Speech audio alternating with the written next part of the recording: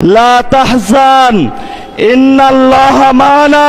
হে মালিক, তুমি আমাদের রক্ষাকারী। আরশের মালিক, তোমার মালিকের বিচারে আমরা বিচার রেখে গেলাম।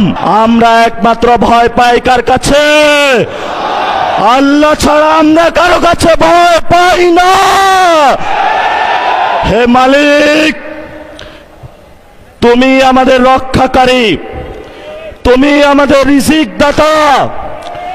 যারা এই বাংলাদেশে জনগণ 17 বছর অপেক্ষা করেছিল, আমাদের অধিকার ছিনিয়ে নিয়েছে, ডাকাতির মাধ্যমে ভাইদেরকে হত্যা করেছে।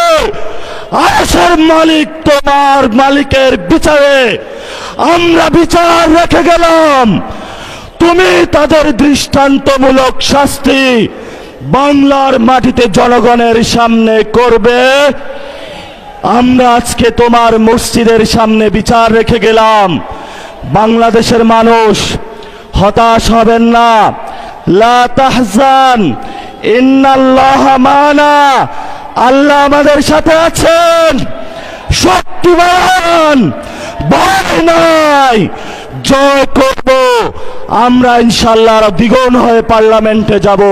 সবাইকে আসসালাম, সবাই দোয়া রাখবেন। আসসালামু আলাইকুম ওয়া রাহমাতুল্লাহি ওয়া বারাকাতুহু।